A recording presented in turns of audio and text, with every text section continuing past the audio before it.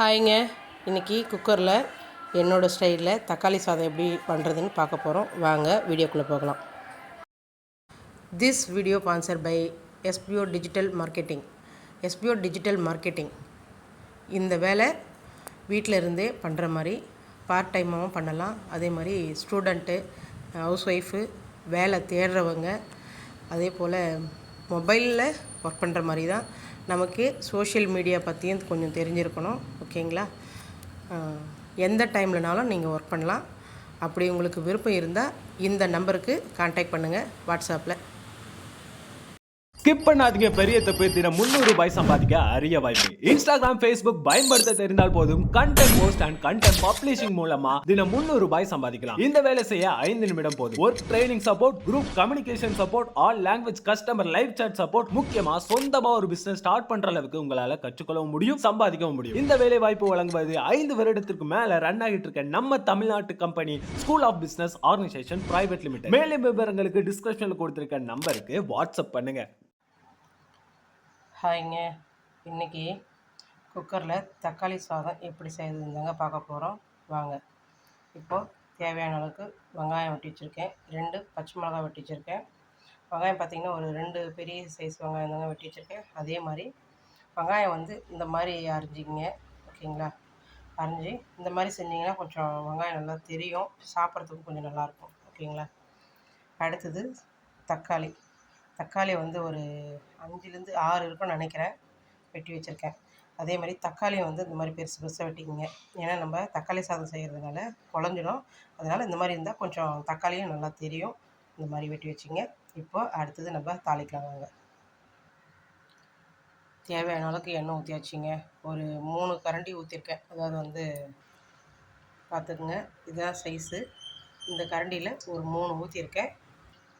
நீங்களும் உங்களுக்கு தகுந்த மாதிரி ஊற்றிக்குங்க. ஓகேங்களா? ஏன்னா கொஞ்சம் எண்ணெய் தேவைப்படுன்றவங்க கொஞ்சம் நிறைய கூட ஊற்றிக்குவாங்க. ஏன்னா 3 கரண்டி ஊற்றிருக்கேன். அடுத்து ஒரு 3 கிராம்பு, இதுக்கு பேர் என்னன்னு தெரில, சும்மா இது ஒரு 2 பட்டை மட்டும் போடலாம். ஏன்னா தக்காளி சாதம் சாப்பிடும்போது கொஞ்சம் பிரியாணி ஃப்ளேவரில் இருக்கட்டும் அப்படின்றதுனால இதை சேர்க்குறேன். வாங்க இப்போ தாளிக்க போகலாம். எண்ணெய் காஞ்சிடுச்சிங்க. இப்போது ஃபஸ்ட்டு இதை சேர்த்துக்கலாங்க.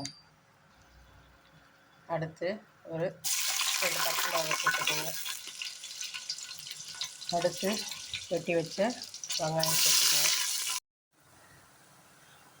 ஓகேங்க, வெங்காயம் தேவையான அளவுக்கு வதங்கிடுச்சு. பாருங்கள், ரொம்ப இது பண்ணணும்னு அவசியம் இல்லை. இந்த அளவுக்கு வந்தாவே போதும். ஓகேங்களா? இப்போ நம்ம தக்காளியை சேர்த்துக்கலாங்க. இப்போது வெட்டி வச்ச தக்காளியை சேர்த்துக்கோங்க. நல்லா கொஞ்சம் கிளறி விடுங்க. இப்போது கொஞ்சம் போல் கல்லுப்பு சேர்த்துக்குங்க. ஏன்னா நமக்கு தக்காளி வதங்கணும்.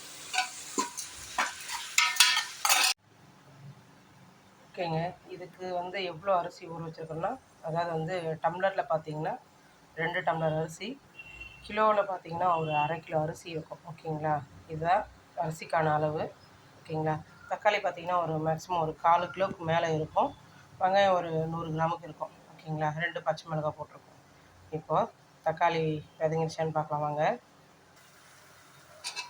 ஓகேங்க, தக்காளி கொஞ்சம் தேவையான அளவுக்கு வதங்கிருக்கு. ஏன்னா நமக்கு வேக வைக்கிறதுனால நல்லா மசிஞ்சிடும். ஓகேங்களா? நம்ம குக்கரில் வேக வைக்கிறதுனால பாருங்கள், தண்ணியும் கொஞ்சம் இதிலே மிச்சமாக இருக்குது. ஓகேங்களா? நம்ம தண்ணியும் கொஞ்சம் அதுக்கு தகுந்த மாதிரி மீடியமாக ஊற்றிக்கலாம். ஓகேங்களா? இப்போது லைட்டாக கொஞ்சம் மசாலாலாம் சேர்த்துக்கலாங்க. ஏன்னா நம்ம 2 மிளகாய் மட்டும்தான் போட்டிருக்கோம், அதாவது பச்சை மிளகாவை. இப்போ நம்ம கொஞ்சம் லைட்டாக வெறும் மிளகாத்தூள் சேர்த்துக்கலாம். எந்த அளவுன்னு பாருங்கள். ஓகேங்க, மிளகாத்தூள் வெறும் மிளகாத்தூள் தாங்க சேர்க்குறேன். ஓகேங்களா? ஒரு ஸ்பூன் அளவு இருக்கும். ஓகேங்களா? சேர்த்துக்குங்க. அடுத்து ஏன்னா நம்ம மஞ்சத்தூள் ஆட் பண்ணி ஆகணும். ஏன்னா நமக்கு தேவையில்லாத நச்சு பொருள்கள் இருந்தாலும் அதுக்கும் சேர்த்து போட்டுக்கலாம். ஏன்னா நம்ம மிளகாத்தூள் அரைக்கிறதுல மஞ்சத்தூள் போட்டிருந்தாலும் இப்போ நம்ம சேர்க்குறது வெறும் மிளகாத்தூள். ஓகேங்களா? முடிஞ்சால் பெருங்காய பொடி இருந்தால் அதையும் சேர்த்துக்குங்க. நான் கொஞ்சம் போல் பெருங்காய பொடியும் சேர்த்துக்கிறேங்க. நல்லா கிளறி விடுங்க. அந்த வாசனை போகிற அளவுக்கு மட்டும் இருந்தால் போதும். ஏன்னா நமக்கு அந்த எண்ணெயிலே வதங்கணும் அந்த வாசனை. ஓகேங்களா? அதுக்காக தான் கொஞ்சம் கிளறி விட்டுருங்க. ஓகேங்க. ஃபைனலாக கருவேப்பிலை கொஞ்சம் சேர்த்துக்குங்க. ஏன்னா இது கொஞ்சம் ஃப்ளேவர் வேறு மாதிரி கொடுக்கும். நான் இதை ட்ரை பண்ணி இப்போ தான் பார்க்குறேன். ஓகேங்களா? ஏன்னா கடைசியாக நம்ம இந்த மாதிரி தாளிக்கும் போது இந்த மாதிரி பச்சை கருவேப்பிலை கொஞ்சம் போட்டோம்னா அது கொஞ்சம் வாசனையாகவும் இருக்கும், நல்லா கொஞ்சம் ஃப்ளேவராகவும் இருக்கும். இப்போ அடுத்து நம்ம அரிசியை சேர்த்துக்கலாங்க.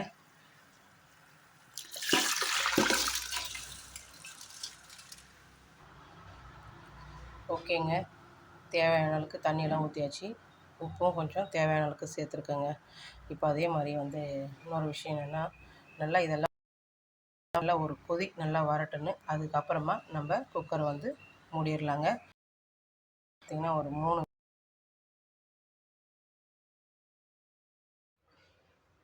ஓகேங்க. 3 விசில் வச்சுருக்கேன். வாங்க ஓப்பன் பண்ணி பார்க்கலாம்.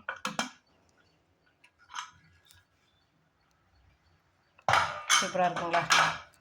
இருங்க, கரண்டியில் வச்சு கலாரி பார்ப்போம்.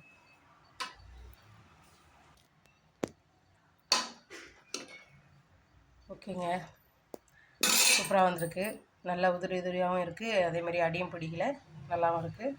நீங்களும் செஞ்சு பார்த்துட்டு எப்படி இருக்குன்னு கமெண்ட்டில் சொல்லுங்கள். என்னோடய வீடியோ பிடிச்சிருந்தா லைக் பண்ணுங்கள், ஷேர் பண்ணுங்கள், கமெண்ட் பண்ணுங்கள். மறக்காமல் என்னோடய சேனலையும் சப்ஸ்கிரைப் பண்ணுங்கள். மறக்காமல் பெல் ஐக்கானையும் தட்டிட்டு போங்க. ஓகே ஃப்ரெண்ட்ஸ், நெக்ஸ்ட் வீடியோவில் பார்ப்போம். பாய்.